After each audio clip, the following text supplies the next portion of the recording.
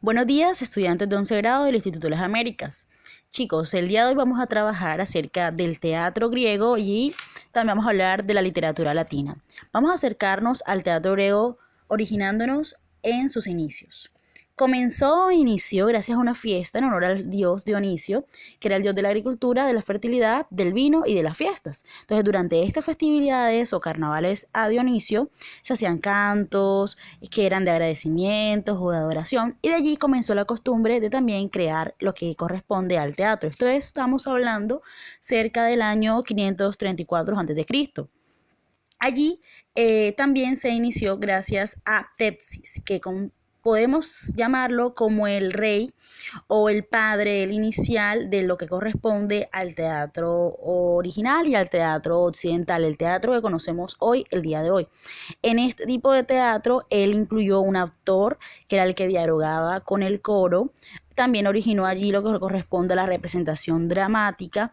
Así, de esta manera, en Grecia florecieron dos géneros que correspondían al teatro. Uno era la tragedia y el otro era la comedia. Vamos a iniciar hablando un poco acerca de la tragedia. En esta tragedia siempre hay un destino y ese destino es fatal, porque ese destino siempre va a terminar mal y siempre va a ejemplificar la caída de un personaje que está posicionado de una manera correcta y va a vivir un destino que obligatoriamente lo va a llevar a enfrentarse a algo que no puede escapar. Aquí entran a jugar lo que corresponde a los hados, el destino, eso que por más tú intentes arreglarlo, por más que intentes que todo funcione bien, como es tu destino, va a terminar mal. En la tragedia, ese destino siempre va a ser negativo, siempre va a llevar al héroe a través de errores en los cuales por más que él intente hacer lo correcto, el error lo va a llevar a la fatalidad, a la tragedia. En las obras trágicas había siempre un ritual sagrado que era el que ayudaba o permitía a este personaje a purificar su espíritu. Esta anécdota que él vivía no era importante en realidad, sino lo que de verdad importaba era cómo los seres humanos miraban, veían su destino y cómo actuaban referente a la moral, a la ética y a los valores. Las tragedias tienen una estructura, las tragedias griegas tienen una estructura que corresponden inicialmente a un prólogo. En ese prólogo, el lector o el observador de la obra de teatro va a poder tener información de ubicación temporal, de los hechos, y va a saber por qué el hombre que es el protagonista va a ser castigado. Va a tener un parodos. El parodos son las partes en las que canta el coro. Ese parodos muchas veces se repite. Siempre se dice lo mismo, siempre se habla de lo mismo, siempre se informa lo mismo. Es como un coro, como el coro de las canciones.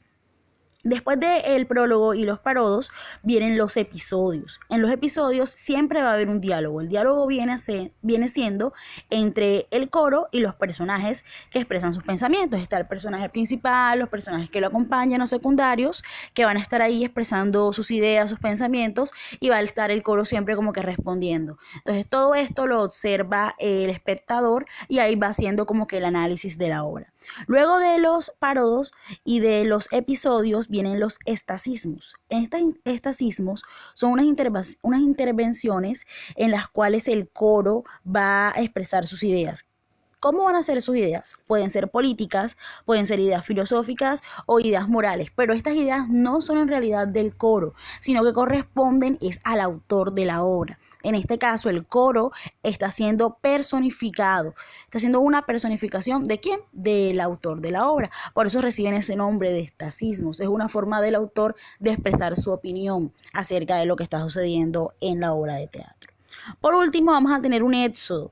El éxodo es la parte final ya de la tragedia. Es el momento en el que el héroe reconoce el error que ha vivido o que ha realizado, y entonces ahí aparece lo que conocemos como la moraleja, la enseñanza moral que de pronto nos indica o nos enseña. Acuérdense que en clase estuvimos hablando de que los mitos griegos casi siempre explican algo o enseñan algo. Las tragedias griegas siempre van a enseñar que el destino es el líder y que el hombre comete errores y esos errores le permiten aprender de sí mismo. Vamos a hablar ahora acerca de la comedia. En la comedia, chicos, vamos a poder observar que es un subgénero del teatro y que la comedia es satírica. y lo que en realidad quiere hacer es resaltar la burla, la risa, la broma, burlarnos de los errores, burlarnos de las equivocaciones. Es todo lo opuesto a la tragedia, ¿cierto? Aquí en la tragedia se quiere recrear los mitos y conservar la tradición. En la comedia lo que se quiere hacer es burlarse de lo que se vive y hacer sátira acerca de ello. La comedia necesita demasiada originalidad, o sea, la persona y los escritores como Aristófanes que se dedicaron a la comedia necesitaban tener mucha originalidad porque no solo se tenían que burlar de lo que estaba ahí presente en su realidad, sino que también se burlaban de todo, de los políticos, de los filósofos de esa época, de las situaciones sociales que se vivían. Muchas veces estos eh, comediantes del teatro griego no corresponden solo a hablar de burlas, sino que esas burlas lo que en realidad simbolizaban era una crítica. Entonces esas críticas se vuelven mordaces, se vuelven violentas. Y en el caso de Aristófanes, resulta que llegó un momento en el que su crítica era tan fuerte contra Pericles, ¿cierto? Que todo el mundo le tenía miedo a Pericles en la asamblea y en los tribunales, y Aristófanes en sus obras de teatro se burlaba de él, ¿cierto? Se burlaba todo el tiempo de él y esto creaba como conflictos. Y esto pasaba en todos, chicos. En todas las obras de comedia griega siempre hay un personaje que destaca y correspondía a alguien político o a alguien social o a alguien popular de esa época. Ahora, para culminar, vamos a hablar un poco sobre la literatura latina. Recuerden lo que en clase hemos hablado, de que muchas de las culturas que corresponden a la tradición de literatura latina vienen de la tradición romana, ¿cierto? Ellos se impusieron, ¿verdad? Con su fuerza, con su poder, con sus guerreros, e impusieron las obras de los griegos, ¿verdad? Cambiaron muchos nombres, cambiaron muchos personajes, pero siguen siendo las mismas obras. Sin embargo, vamos a hablar de una en específico. Vamos a hablar primeramente de que los latinos lo primero que tomaron en cuenta de los romanos fue el sentido lúdico, ¿cierto? La capacidad de tomar el teatro para enseñar y para divertir. La única diferencia que podemos tener ahí en cuenta es que los latinos tomaron la comedia, pero para volverla algo así como un espectáculo de circo. O sea, ya llegaron al exceso, a la exageración de la comedia y entonces pierde las características de las que hablamos ahorita. Ya deja de ser esa característica de crítica y se convierte simplemente en una característica de burla, de chiste, cuando en realidad allí no hay casi nada que analizar.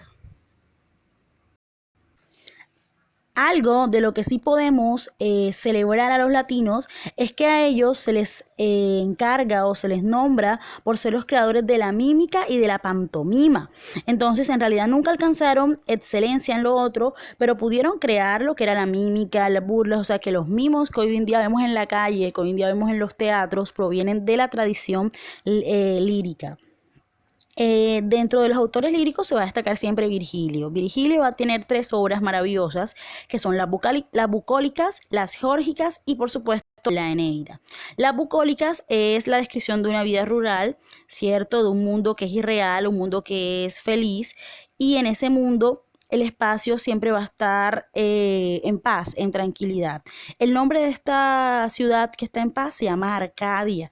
Ahí hay placer, ahí hay felicidad. Es como un mundo utópico, podríamos decirlo. La segunda obra, que es Las Geórgicas, son en verso principalmente y hablan sobre la agricultura, hablan sobre lo que corresponde a la patria, el amor a su tierra. Querían implementar lo mismo que implementaron los griegos sobre sus dioses, estos lo implementaron acerca de su fuerza, acerca de sus tierras. Y por último, probablemente sea la Eneida, que es la más importante de las obras latinas, en la cual Virgilio lo que hizo fue que fue a Roma y tomó lo que estaba en la Ilíada y lo que estaba en la Odisea, ¿cierto?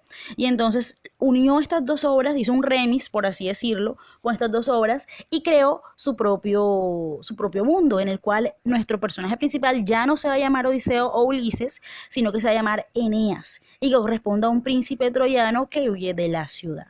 Chicos, espero que tomen muy en cuenta todo lo que hemos escuchado en este video y por favor atiendan a eso.